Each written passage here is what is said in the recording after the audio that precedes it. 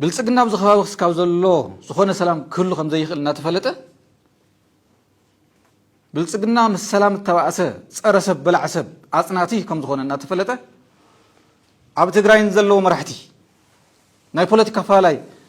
ቶም ናይ አብይ ተጋሩ ብሰንኪ ውልቃዊ ናይ ፖለቲካ አፈላላይ ምክንያት ብሔረ ትግራይ እውን ተታሒዙ ይጥፋእ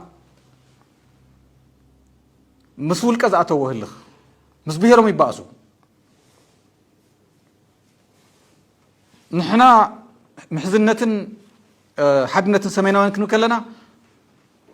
ነትናቶም ጀስቲፊኬሽን ንምምጻእ ንስኻትኩም ምስ ሻዕብያ ተሻሪክኩም የለኹምን ዝብል ኢኩቫለንስ ከምጽ ይምክሩ ንሕና ምስ ኣምሓራ ይኹን ምስ ኤርትራ ይኹን ምስ ካልእ ይኹን ክንሰርሕ ኣለና ንብል ዘለና ንዝኾነ ትግራዋይ ክንወቅዕ ኣይኮናን ካብ 4 ኪሎ ዝመጽእ ናይ ጽንተት ሓይሊ ንምምካት እዩ ንዝኾነ ትግራዋይ ንምውቃዕ ኣይኮናን ይርድኦም ድዩ ንሶም ኣብ ትግራይን ዘሎ ሓወም ንኽወቅዑን ትግራይን ምጥፋእን እዮም ምስ ኣብይ ተጻሚዶም ዘለዉ ሞራል ሕሊና እንተልይዎም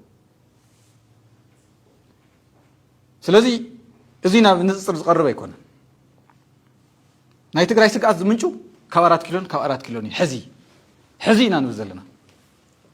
ካብ ኣምሓራ ክልል ኣይኮነ ካብ ኣስመራ ኣይኮነ ካብ ካልእ ኣይኮነ ስለዚ ተመሳሳሊ ስግኣት ዘለዎም ህዝብታት ክሓብሩ ግድን እዩ ስለዚ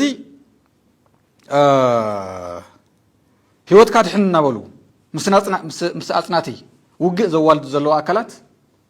መንእሰይ ህይወትካ ድሕን ዝውግእ ዘይወግእኻን ነዲኻ ገዲፍካ ያኸይድ ይድፈርዋ ንሓፍትኻ ድላዮም ይፃወቱላ ውፃእ ገዲፍካ ይኸይድ ትግራይ ናብ 4-5 ክልላት ትመቐል ውፃእ ይወግእኻን ናይ ብልጽግና ልሳን ኮይኖም እዮም ዝሰርሑ ዘለዉ